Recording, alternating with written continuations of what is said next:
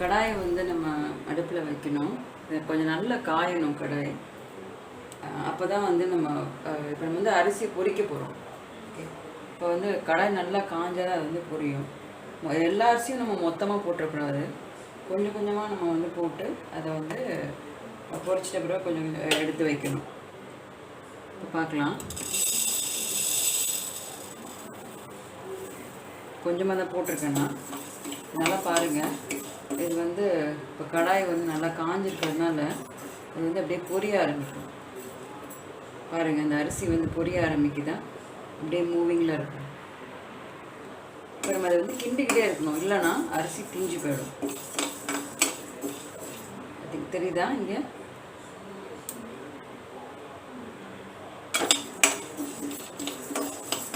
சரி, இப்போ நம்ம கிண்டிகிட்டே இருக்கிறப்போ அது எல்லாமே பொரிய ஆரம்பிக்கும். எல்லாமே நம்ம பொரிஞ்சிட்ட பிறகு எடுத்து வச்சுட்டு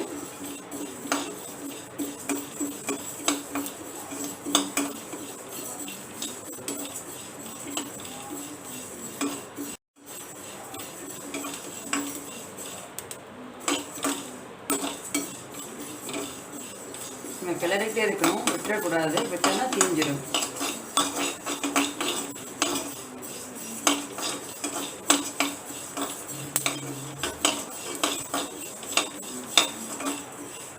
பாருங்க, இந்த அரிசி இப்போ நல்லா புரிஞ்சிருச்சு. கொஞ்சம் கலர் கொஞ்சம் ப்ரௌனிஷாக வர வரைக்கும் நம்ம கிளறிட்டு அடுத்த அரிசி போடலாம்.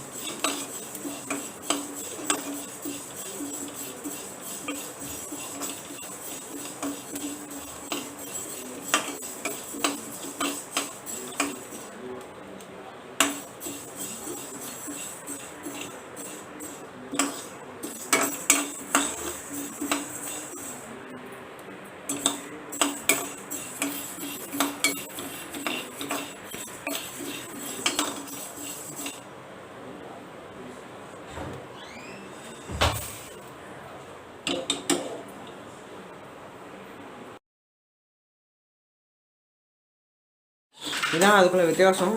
இது வந்து பொரிச்சு, இது வந்து பொரியாது, இது வந்து பொரிச்சது. நம்ம இந்த அரிசி பொரியை அரைச்சி ஜலிச்சு வச்சுருக்கோம். அடுத்து வந்து நம்ம இதுக்கு தேவையான பாகு வந்து காய்க்க போகிறோம். இப்போ நாங்கள் பாகு காய்க்க போகிறோம். இதில் வந்து இதில் வந்து தண்ணி ஆட் பண்ணிக்கோங்க. அதுக்கப்புறம் வெல்லம் ஆட் பண்ணிக்கோங்க.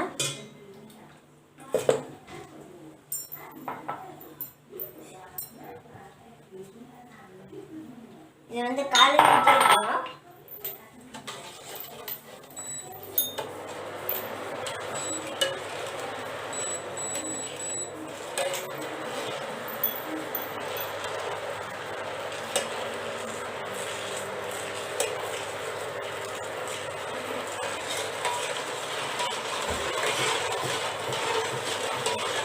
இந்த மாதிரி கலரிட்டே இருக்கணும்.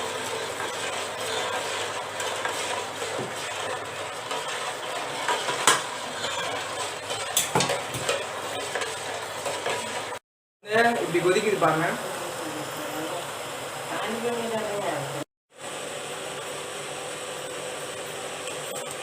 இது வந்து இப்போ தண்ணியாக தான் இருக்குது. இன்னும் கொஞ்சம் இந்த பிசுப்பு தன்மை வர வரைக்கும் நம்ம வந்து அதை காய்க்கணும். கொஞ்சம் நேரம் ஆகும். பாருங்கள், தண்ணியாக தான் இருக்குது. 10 நிமிஷம் அதை காய்ச்சிக்கோங்க. இப்போ பாகு காஞ்சிடுச்சு.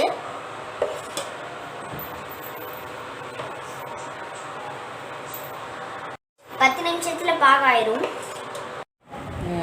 பாகு வந்து நம்ம இங்கே ரெடி பண்ணி வச்சுருக்கோம். இப்போது இந்த மாவில் வந்து நம்ம எல்லா பொருட்களையும் ஒவ்வொன்றா போட போகிறோம்.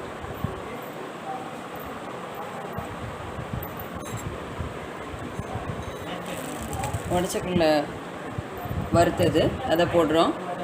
வறுத்த வேர்க்கடலை எடுத்து போட்டிருக்கோம். இந்த தேங்காய் இது வந்து இதுவும் லேசாக அந்த எண்ணெய் விட்டு வறுத்த தேங்காய் இதை போட்டாச்சு. அடுத்து நம்ம அந்த பாகை வந்து போட்டு மிக்ஸ் பண்ண போகிறோம்.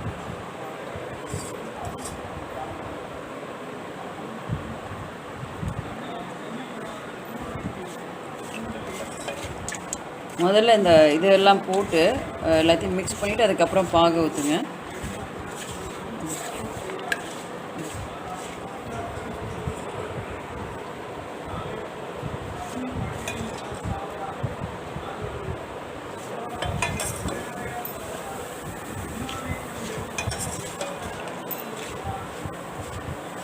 கொஞ்சம் சூடாக இருக்கும், பார்த்து கையில் பட்டுறாமல்.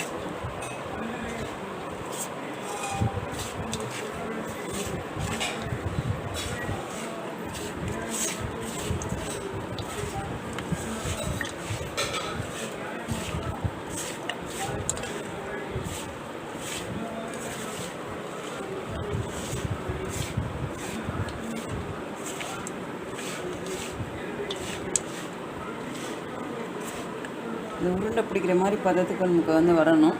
இப்போ இந்த பாகு பத்தலை, அதனால் கூட கொஞ்சம் பாகு வந்து ஊற்றிக்கிறேன்.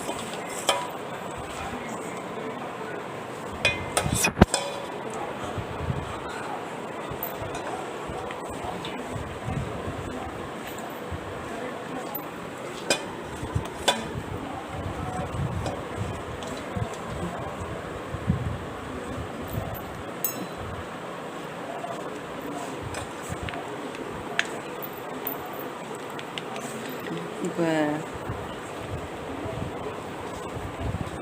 ஓரளவுக்கு பிடிக்கிற மாதிரி வந்திருக்கு.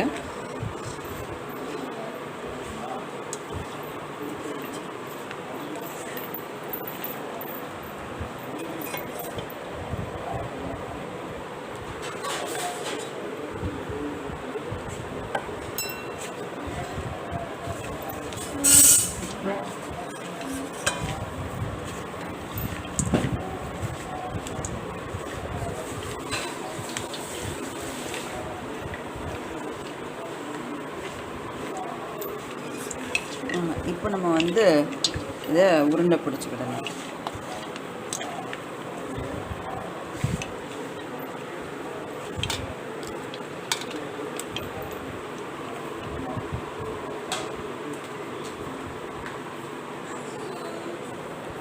நல்லா அழுத்தி பிடிச்சிக்கோங்க, இதுதான் வந்து இது நல்லா நிற்கும், இல்லாட்டி உதிர்ந்துடும். பார்த்திங்கன்னா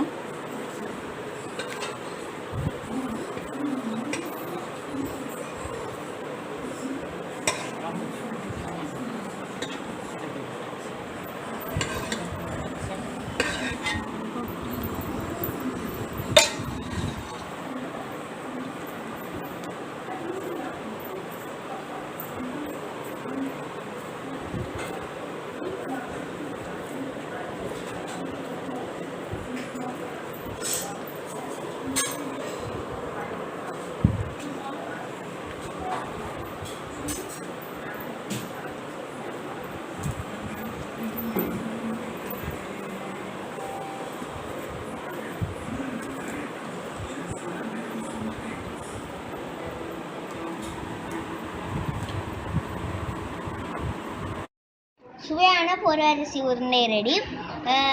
இது வந்து நான் ஃபஸ்ட் டைம் சாப்பிட்ருக்கேன், முன்னாடிலாம் சாப்பிட்டதே கிடையாது.